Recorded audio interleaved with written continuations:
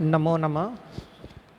प्रिय विद्यार्थियों, मैं राजेंद्र कुमार, राजकीय महाविद्यालय जालौर संस्कृत आचार्य सह आचार्य। कल हमने वानप्रस्थ आश्रम में निवास करने के योग्य जो नियम हैं उनका अध्ययन किया था। महाभारत के इस शांति पर्व के 192वें अध्याय के अंतर्गत आज हम उसका तीसरा अंश देख रहे हैं। इसमें सन्यासियों का आचरण बताया गया है। परिव्राजका नाम, परिव्राजक व्रज धातु का अर्थ होता है जाना, परि का अर्थ है चारों ओर, जो चारों ओर जाते रहते हैं, एक स्थान पर ठहरते नहीं हैं, उनको परिव्राजक कहते हैं। उसी को सन्यासी कहते हैं। परिव्राजका नाम, सन्यासियों का पुनः फिर आचारः, आचरण। अब सन्यासियों का आचरण क्या है उसे बताया जा रहा है। तद यथा, तो वह इस प्रकार से है, जिस प्रकार से है। देखिए, विमुच्य अग्नि धन कलत्र परिबर्हणम। अग्नि अर्थात अग्निहोत्र, धन कलत्र स्त्री, और परिबर्हणम अर्थात जो प्रॉपर्टी है, घर की समस्त सामग्री, उसको विमुच्य छोड़ करके, त्याग करके। संगेषु आत्मना स्नेहपाशान अवधूय परिव्रजन्ति। और फिर संगेषु आत्मनः, और संगेषु संगों के प्रति, आत्मन स्नेह पाषाण अवधूय अपने स्नेह के पाषाण बंधनों को, अवधूय मने छिटक करके, तोड़ करके, परिव्रजन्ति सर्वत्र विचरण करते रहते हैं, घर में निवास नहीं करते हैं। ये जो परिव्राजकों की अवस्था आरंभ होती है वो 75 वर्ष के उपरांत शुरू होती है। समलोष्ट अश्मकांचन त्रिवर्ग प्रव्रतेषु असक्त बुद्धयो अरिमित्रोदासीना नाम तुल्य दर्शनाः। सम लोष्टास्म कांचन स्त्रीवर्ग प्रव्रतेषु, अर्थात लोष्ट यानी ढेले, अस्म यानी पत्थर, और कांचनाह और कांचन को सोने में समभाव रखने वाले, समान समझने वाले होते हैं।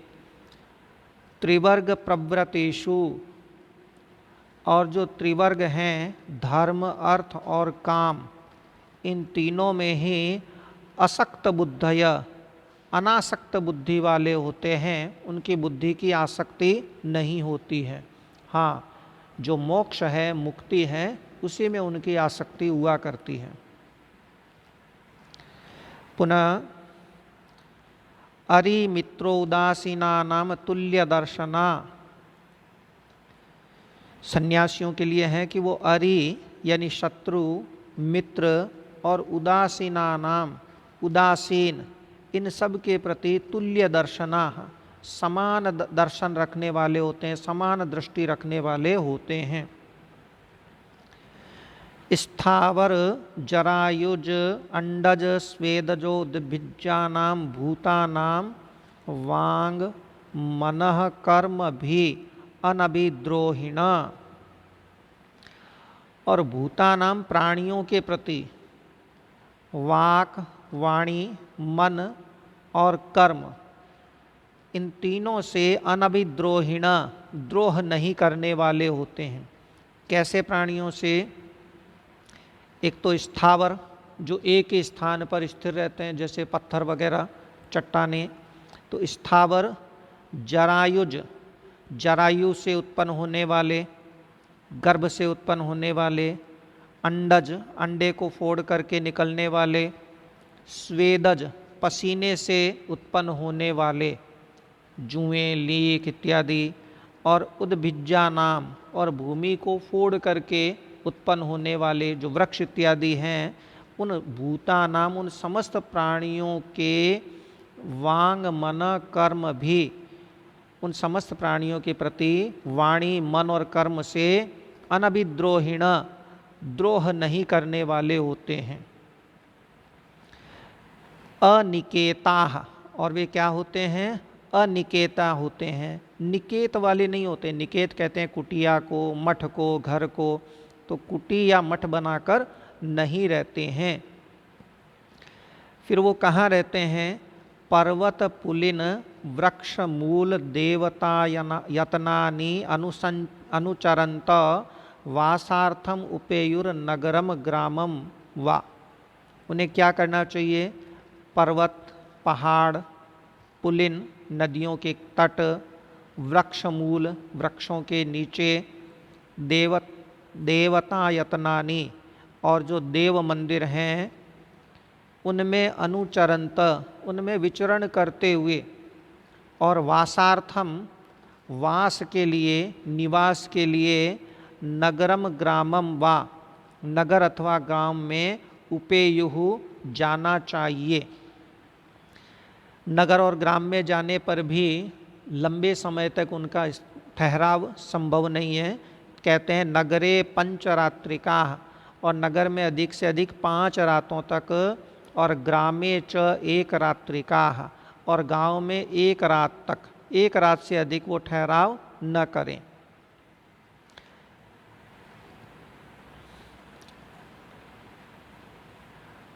नगरे ग्रामे, नगरे पंचरात्रिका, नगर में 5 रात्रि तक प्रवेश करके, और गांव में 1 रात्रिका, 1 रात्रि तक प्रवेश करके वे अधिक ठहराव न करें।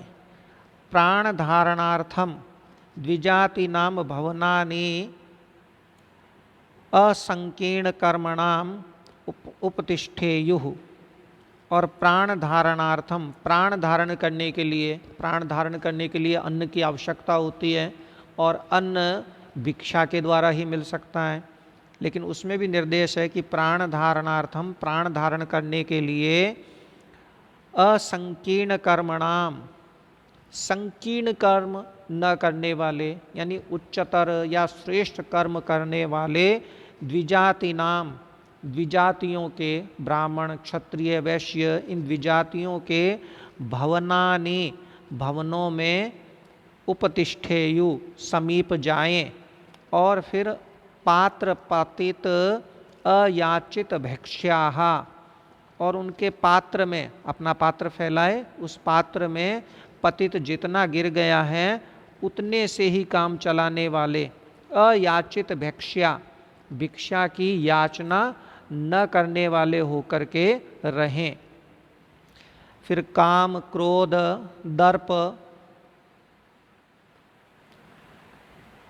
काम, क्रोध, दर्प, लोभ, मोह, कार्पण्य, दंभ, परिवाद, परनिंदा,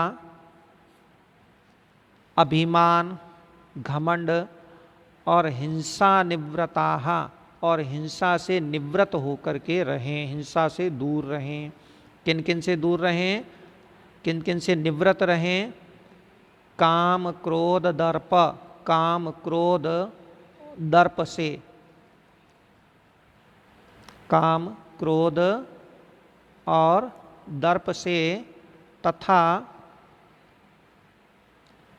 लोभ, मोह, कार्पण्य, दंभ, परिवाद, अभिमान, हिंसा निवृत्ता, तथा लोभ, मोह, कार्पण्य, कृपणता, कंजूसी, दंभ, परिवाद, अभिमान और हिंसा से निवृत्त होकर के रहें, इनसे सर्वथा दूर रहें। इस विषय में कुछ श्लोक भी हैं, यहाँ तक गद्यांश थे, आगे कुछ श्लोक हैं, तो एक श्लोक हम ये देखते हैं, चौथा श्लोक। भवती च अत्र श्लोकः, और यहाँ इस विषय में कुछ श्लोक प्रसिद्ध हैं, होते हैं। अभयम सर्वभूतेभ्यो दत्वा यश्चरते मुनिः न तस्य सर्वभूतेभ्यो भयमुत्पद्यते क्वचित्।